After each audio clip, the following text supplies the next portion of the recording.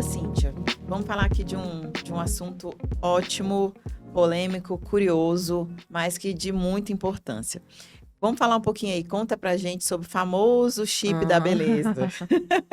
Famoso chip da beleza. Fala um pouquinho pra gente o que que é, pra que que serve, existe mesmo o famoso chip da beleza, foi algo criado? Conta aí pra gente. então, né? Então, vamos lá. Já que querem saber, é, é realmente um assunto muito polêmico, né? Tem muita polêmica em torno desse nome aí. Mas para eu poder explicar para vocês o que é o chip da beleza, eu preciso que vocês entendam o que são os chips, né? Que para nós médicos, o nome a gente chama de implantes, né? Popularmente as pessoas falam chip, mas é um implante, é um, como se fosse, para ficar fácil para vocês entenderem, um comprimido com alguma substância ali dentro, né? Que vai ser administrado no subcutâneo, na nossa gordurinha, né? A gordurinha ali de glúteo, ou até outros lugares também a gente pode fazer. É, do lombar, abdômen, enfim. Então, o chip, né, o implante, é uma via de administração de uma substância. Essa substância pode ser hormonal, né, e também pode ser não hormonal. Então, nem todo implante é hormônio. Não é porque a mulher ou o homem, enfim, nossa, porque tem muito preconceito, tem muita nossa, ela usa chip. Você nem sabe o que tá ali dentro, né? Então, assim, nem sempre vai ser o chip da beleza que eu vou contar pra vocês. Mas, então, que primeira coisa, vocês têm que ficar com esse conceito claro na cabeça de vocês. A gente tem como tomar o remédio oral, comprimido, a gente tem injeções, né? E a gente tem, uma das vias de administração são os implantes, né? Ponto. Né? Então, agora eu vou falar para vocês por que chip da beleza, né? Então, como eu falei, a gente pode ter hormônios aí administrados através dele, né? E depois eu vou falar um pouquinho das substâncias não hormonais para vocês também. Mas quando a gente fala o que ficou conhecido como chip da beleza foi o hormônio gestrinona. É um hormônio sintético, né? Ele tem indicações em doenças, algumas doenças ginecológicas, né? Então, assim, ele também não é só usado em implante, tá? Então, às vezes, em gel, creme intravaginal também é usado, né? Tem algumas apresentações, né? Maneiras de usar via oral, mas não é tão comum. O mais comum é via vaginal e através de implante. E começou-se a observar, né, em mulheres que faziam uso dessa gestrinona, desse hormônio, né, que seja para tratar, por exemplo, vou dar uns exemplos aqui para vocês do que caberia aí uma gestrinona, né? Mulheres com endometriose, né, sangramento ali, aquela menstruação com aquele fluxo muito intenso, né? Tem mulheres aí fazendo, estão anêmicas, estão sempre repondo ferro por causa da perda mesmo sanguínea da menstruação. Você acaba perdendo ferro aí com esse sangue todo. É, aquela TPM, assim, incapacitante, né? Então, mulheres aí que... Não é uma TPM que a gente fica irritadinha, não, querendo matar o marido. É aquela TPM de, às vezes, deixar de ir trabalhar, né? De se isolar, ou por muita dor, ou por muitas oscilações de humor, enfim. É, então, a gestrinona entra aí, cabe muito bem nesses casos. E aí começou a observar alguns efeitos estéticos. Nossa, mas a fulana, nossa, olha como a fulana ficou bonita, olha como o corpo dela tá assim, né? E aí a Hebe Camargo, há muitos anos atrás, chamou esse chip aí, esse implante de gestrinona, ela falou que era o chip da beleza, né?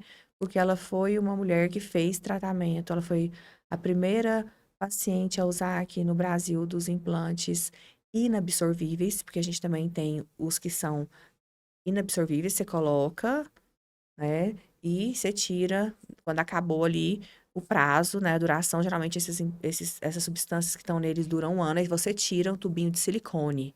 São os inabsorvíveis. E os absorvíveis, né? Que são como um comprimidinho que vão se desfazendo, você não precisa retirar, que duram menos, uma duração aí em torno de 6 meses, né? Então, a Hebe falou, né? Falou que era o chip da beleza, né?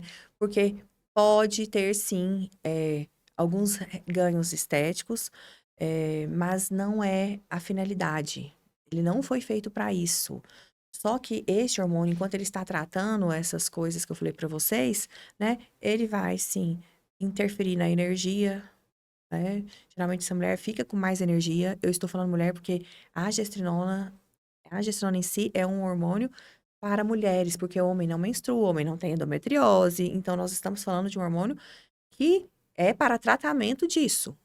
Então, essas mulheres que usam, elas realmente podem notar uma melhora de energia, né? Melhora de força muscular. Então, isso vai impactar no treino dela na academia.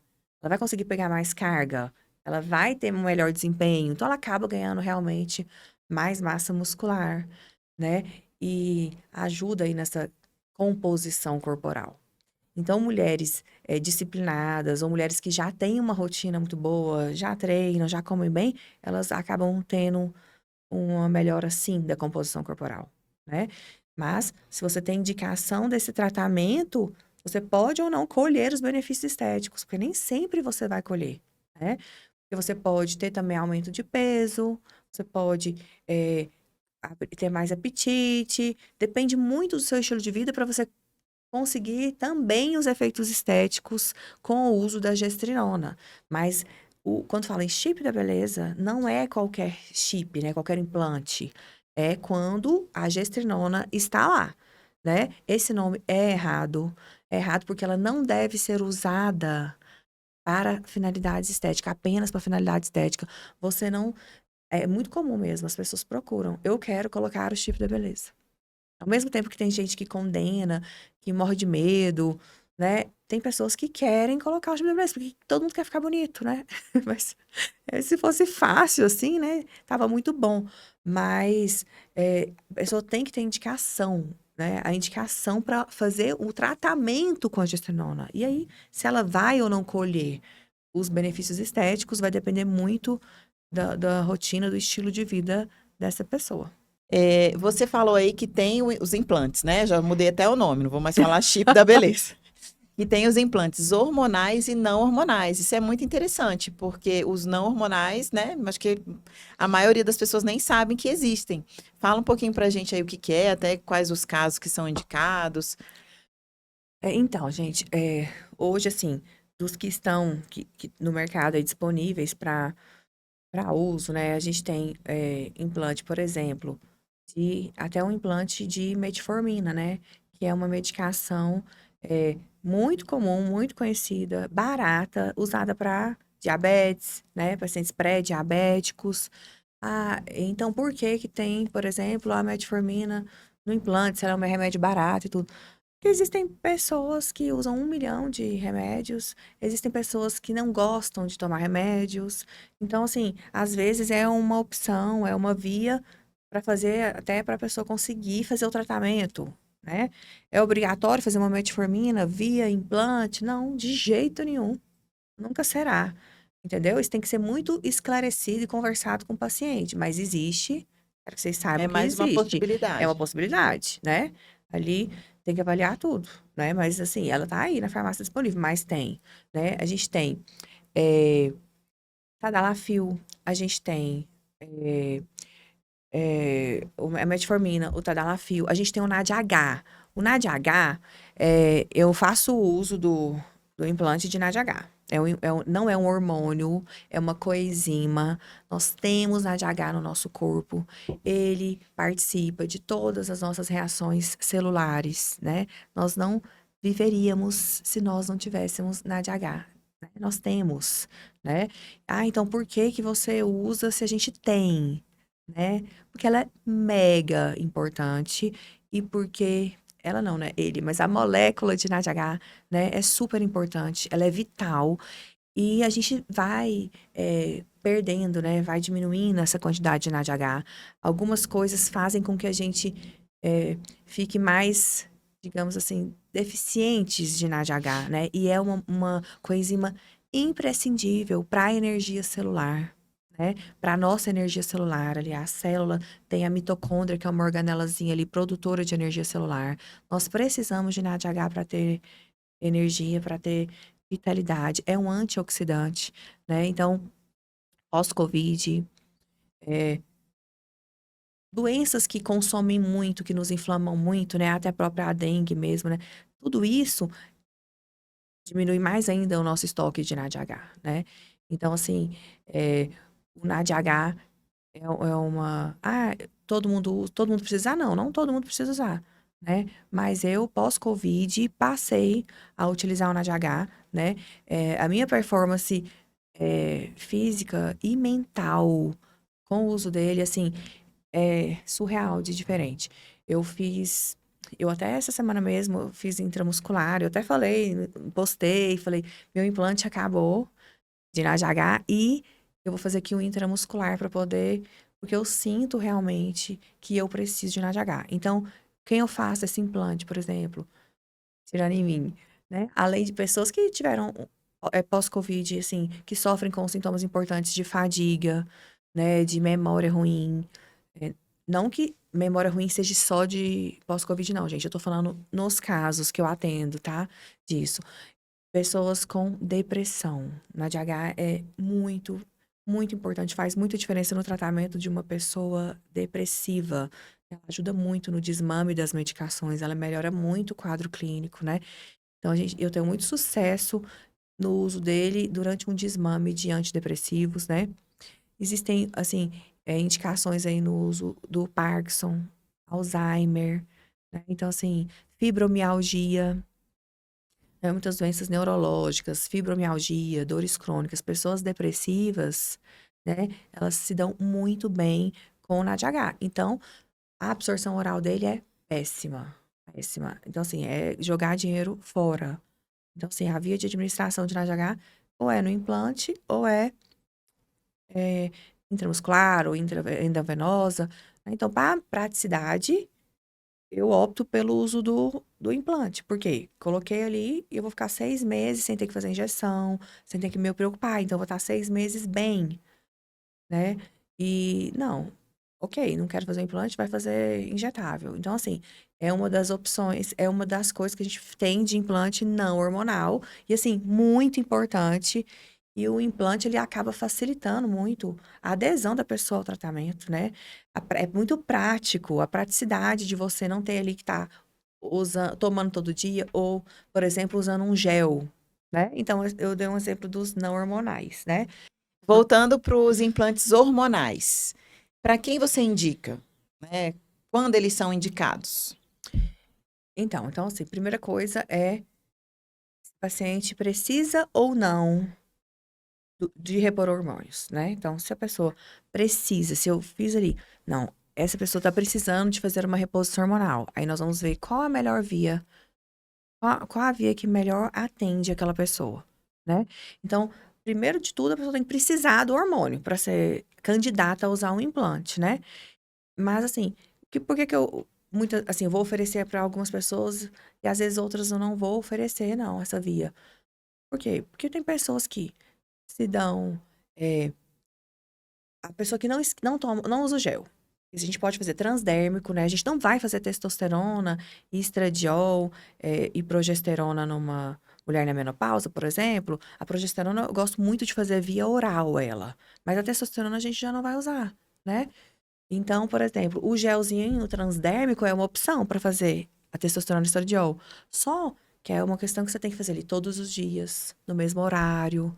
Tem que ter aquela disciplina danada, você não pode esquecer, senão você não vai ter, você não vai sentir os benefícios, você não vai conseguir realmente um resultado dessa reposição, né? Então, o implante é a adesão, é a praticidade. Então, muitas mulheres, elas não gostam, elas já chegam falando assim: "Ai, o gel não faz efeito pra mim", né. Nem sei se é o gel que não fez efeito pra ela ou se é ela que não usou direito, porque muitas vezes usa um dia, esquece outro, usa em horários diferentes e você realmente não vai ter resultados, né.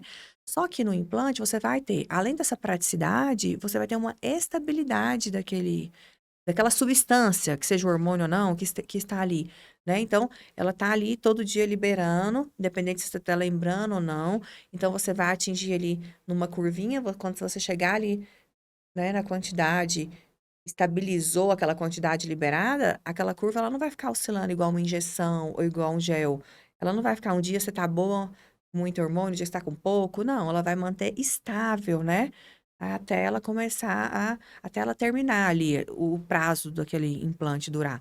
Então, assim, essa estabilidade, essa praticidade, né? A praticidade para quem? Pessoas que não vão lembrar, que são esquecidas, têm uma rotina corrida. Geralmente, essas pessoas preferem o uso do implante, né? Quanto à estabilidade, seria melhor para todo mundo? Sim, seria melhor para todo mundo, né? Mas eu sempre deixo assim: você quer usar, eu falo as vias possíveis e a gente decide ali juntos, conversando sobre as vantagens, né? Por que uma, por que outra. Além do que, no implante, a gente vai usar uma dose menor da substância para uma, uma, uma resposta ok, né? Igual aquela dose que a gente usaria ali, é, oral ou injetável ou transdérmico. Então, a dose do implante ainda é menor, porque a biodisponibilidade dele ali para o nosso organismo é maior. Então, a gente precisa de menos para conseguir mais, né? Então, assim, é, eu vou indicar, eu vou mostrar nas duas vezes. Ah, mas você falou que tem pessoas que você não indica, né? Porque às vezes tem uma pessoa ali que a gente está fazendo, vamos ver até como é que ela vai ficar com essa reposição, vamos ajustar para ver o que é, qual a dose vai ser ideal para ela. Tem vários casos, né? O implante, muitas vezes, ele já é indicado assim, a gente já usa como primeira opção, né? Mas é tudo muito individual, muito personalizado, né? Então, tem pessoas que a gente vai esperar ver como que é que ela vai se adaptar, qual é a melhor dosagem, para a gente poder depois fazer uma via mais, digamos, definitiva, porque ela vai durar ou 6 meses ou um ano, né? Os inabsorvíveis a gente tem a possibilidade de retirar aí no meio do caminho, caso queira, caso precise, mas o absorvível, né? Ele vai colocar e vai esperar aquele comprimidinho se dissolver, que vai durar ali em torno de 6 meses. É um outro ponto aqui, que a gente também escuta muito, né? Que é muito polêmico. Eu não sei se isso é só para os hormonais ou se também para os não hormonais. Os efeitos colaterais, né? Eles de fato existem? Os efeitos colaterais existem, sim, como qualquer outro remédio, né? Que tudo pode ter efeitos colaterais, né? Então, às vezes muita gente fala, coloquei um implante, cai cabelo, eu fiquei com espinha, enfim, engordei, enfim. A gente tem que entender que esses efeitos são dose dependente, né? Então, a importância de uma consulta bem feita, a importância de ter um médico que entenda realmente de hormônios, que tenha entendimento prático e teórico, né, dos implantes, por exemplo, né? A gente vai mexer com hormônio, que seja de injetável, que seja implante, né? O conhecimento, né? Você sabe, não, esse paciente precisa de tanto, esse aqui precisa de tanto, né? Isso aí vai fazer total diferença. Total diferença. Então, vocês têm que saber que os efeitos são dose dependente. Então, assim, a gente pode ter algum efeito colateral leve ou não, em relação a, por exemplo, aumento de oleosidade da pele, né? A pessoa está fazendo um uso de uma testosterona, gente, ela pode sim aumentar a oleosidade da pele, e não é só pelo implante, né? Em qualquer via. Ok, né? Um efeito totalmente controlável. A gente sabe o que que a gente tem que abaixar ali, né? Para poder diminuir essa oleosidade. Então, se a gente faz uma dose correta, se a gente respeita as nossas necessidades, os nossos níveis fisiológicos, né? A gente vai minimizar muito a ocorrência, né? Desses efeitos adversos, né? Porque a gente não quer nenhum efeito indesejado, a gente quer as coisas boas. Mas, assim, são efeitos que existem os efeitos colaterais que podem ocorrer, sim. Mas, assim, existe o manejo, né? A gente sabe, o médico que sabe tratar isso, ele sabe, ele tem que saber tratar os efeitos colaterais, né? E sempre ali saber que é dose dependente. Se você está usando aquela dose ali para o seu corpo, a dose fisiológica, a chance de você ter efeitos colaterais é mínima. Você chama de dose dependente, é uma dose acima do que você Não. precisaria Quanto repor. mais tiver ali, maior a chance de você ter os efeitos, né? Então, assim, geralmente, se a gente tá usando o que você precisa, não peso à mão, né? Quando a gente fala em reposição, gente, é repor o que tá faltando. Repor, né? Então, se você é realmente fazendo uma reposição, é usar o que tá precisando, né? Então, esse uso prudente, né, minimiza muito a ocorrência dos efeitos indesejados. Tá, fala pra gente também, para quem é indicado os implantes hormonais e para quem não é. Vixe, Maria, olha só. Para quem é indicado, né? Para quem tem indicação de fazer uso de alguma dessas substâncias que eu falei que existem, né? Ou hormonal ou não hormonal. Né? Então, assim, por exemplo, se a gente tem indicação de reposição hormonal, já é um candidato, né? Homens também usam, tá, gente? Eu falei aqui muito de mulheres, mas já é um candidato ali ou candidata a poder usar ou não implante, né? Então, o primeiro pré-requisito é este. Então, conta pra gente, doutora Cíntia, para quem é indicado os implantes hormonais. Então, a primeira coisa, a pessoa tem que estar precisando dos hormônios, né? Então, para quem tem indicação de repor hormônios, quem tem indicação de reposição hormonal, né, já é um candidato, né, para fazer o uso dos implantes, né? Porque aí a gente vai escolher aí a melhor via de administração para aquela pessoa, né? De acordo com o quê? De acordo com a rotina, né? De acordo com se ela quer praticidade, né? Ela quer ficar aí tranquila durante muito tempo. Então, a gente pensa no implante, né? Pessoa que está muito sintomática, né?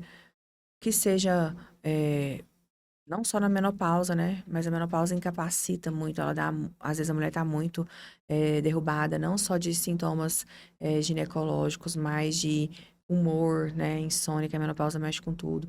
Então, assim, até o homem mesmo, né? Tá precisando de uma reposição. Então, se você quer um resultado, uma praticidade, um resultado mais rápido, né? Você tá precisando daquele resultado para levantar aquela pessoa, você já pensa mais no implante, né?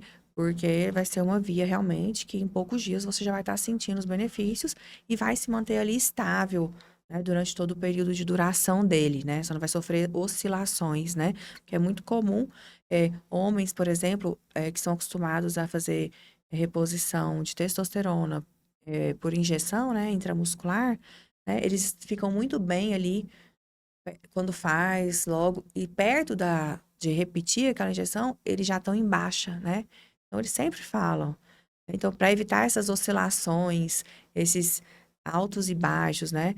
A gente uma opção para esse homem, por exemplo, seria fazer o implante e manter ele sempre no ótimo dele, né? Porque eles querem sempre estar lá no começo da injeção, mas não é possível com essa via. Então, a primeira coisa que a gente tem que fazer, para quem é indicado ou não, é saber. Aquela pessoa tem indicação de reposição hormonal, né? Então, aí a gente vai avaliar qual vai ser a via mais indicada para ela, de acordo com esses fatores todos que eu estou falando, né? Então, é muito individualizado. É uma dúvida. Eu posso estar com meus exames, né, mostrando que eu não preciso repor, e ainda assim ele ser indicado pelas minhas queixas, pelas minhas reclamações, né, pelo que eu estou assim sentindo, pelos meus desconfortos. Então, aí a gente volta lá naquela história do valor de referência, né? Primeira coisa, né? Que eu tenho que saber, será que esse exame, se eu realmente você não está precisando repor? Mas ok, vamos supor que ali, vou dar um exemplo aqui de uma mulher que me leve um exame de testosterona, para saber se tem ou não que repor, né? Testosterona em mulher é clínica a reposição.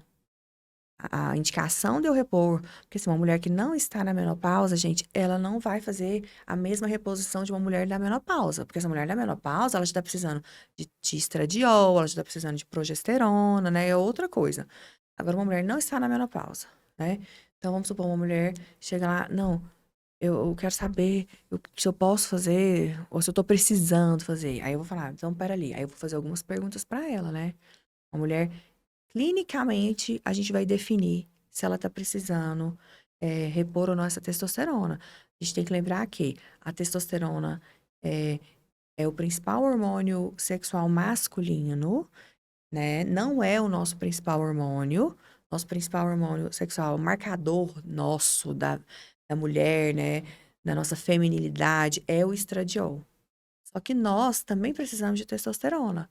Os homens precisam numa quantidade muito maior que a gente.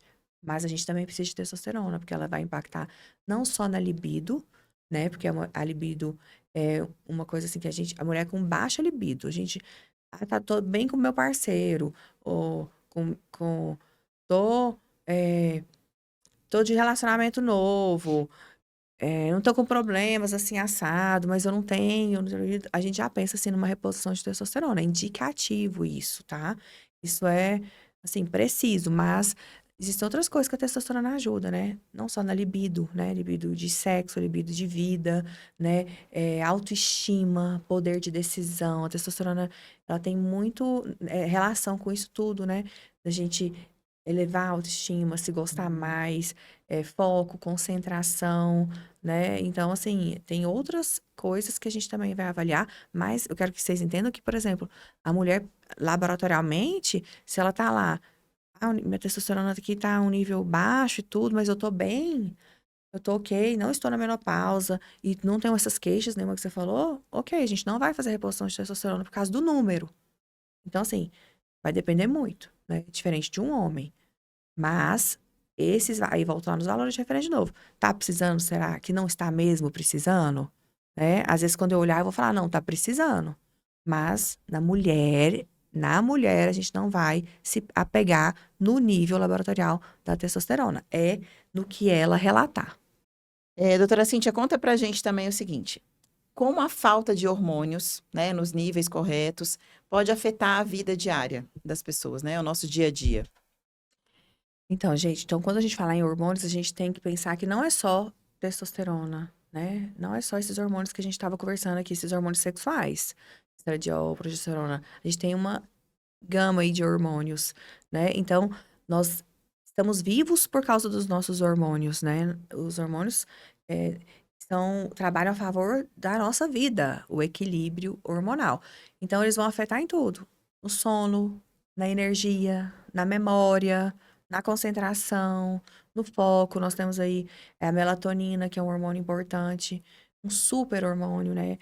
Assim, a mãe dos hormônios, ali, a gente for respeitar uma hierarquia hormonal, a gente sempre tem que começar pela melatonina, né? Nós temos cortisol, nós temos os hormônios tireoidianos. Então, são muitos outros hormônios que às vezes a pessoa fica só pensando, testosterona, testosterona, mas não é, né? E eles são vitais. Nós estamos vivos porque nós temos hormônios, né? Então, o desequilíbrio hormonal vai desencadear diversas doenças, né?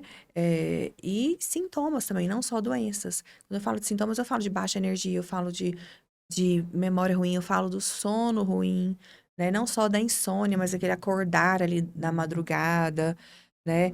É, na indisposição, tanto física quanto mental, tá certo? Até no envelhecimento, né, físico, assim, de aceleramento, de aparecer mais rugas, linhas de expressões, né? Diminuir nossa produção de colágeno, flacidez de pele, tudo isso também pode estar relacionado aos nossos hormônios. E como hoje, né, estamos num momento aí que muito se fala, né, de hormônios e chip, e implante, você acha que nós estamos criando uma geração dependente de hormônio? Qual que é a sua visão? Então, primeiro que nós somos dependentes de hormônio, né? Nós dependemos dos hormônios para estar vivos. É o que eu falei, a gente precisa, nós nascemos, crescemos e tudo, nós chegamos ali num auge cheio de hormônios, e de repente a gente começa a um declínio hormonal e a gente começa a envelhecer, né? Então, assim, observem que depois que eu tô com tantos anos, eu tô assim, sentindo isso. Depois da menopausa, eu fiquei assim, assado. Coincide com a nossa baixa hormonal. Não coincide, né? Então, assim, como o risco de infarto nas mulheres pós-menopausa, como é aumentado, né? Como doenças como demências, como infartos, demências, né? Osteoporose, como a gente sofre com isso. Então, tudo coincidindo com o nosso declínio hormonal. Então, nós somos dependentes de hormônios, né? Espero que estejamos criando uma geração consciente, né, que precisamos desse equilíbrio hormonal. né, dependentes, eu não gosto dessa palavra, dependentes de hormônio. Mas nós somos dependentes de hormônios, mas eu espero que estejamos criando consciência que precisamos viver em equilíbrio hormonal, né, para podermos ter realmente qualidade de vida, para até impactar aí na prevenção de diversas e inúmeras doenças. Então, não é uma dependência, né? E sim uma necessidade para É, termos qualidade de pode vida. ser assim, uma necessidade. Doutora Cíntia, agora conta pra gente. O que ninguém conta sobre o chip da beleza? Então, que não foi feito para estética, não foi feito para uso estético, não foi feito para beleza, foi feito para tratamento de doenças, né, doenças ginecológicas, não é indicado para todo mundo, né? E quando bem indicado, né, vai ter sim resultados positivos, né? Podendo ou não colher os efeitos estéticos, né? Então, não é o chip da beleza. Pode ser sim, até pode te deixar até bonita, mas também pode te deixar feia, né? Então, por isso que tem que ser muito bem indicado. Doutora Cíntia, para a gente fechar esse episódio aí de hoje, deixa aí um recadinho para todo mundo aí que tá te ouvindo. Então, gente, ó, recadão para vocês, né? Lembrar sempre, hormônios, eles trabalham a favor da vida, a favor de nós e não contra nós, né? O equilíbrio hormonal é a chave da longevidade, da saúde, da qualidade de vida, né? De viver mais e viver melhor, né? E estou aqui à disposição de todos que quiserem aí viver com mais saúde, mais energia, mais imunidade, vida longa e melhor para nós todos, é o que eu desejo.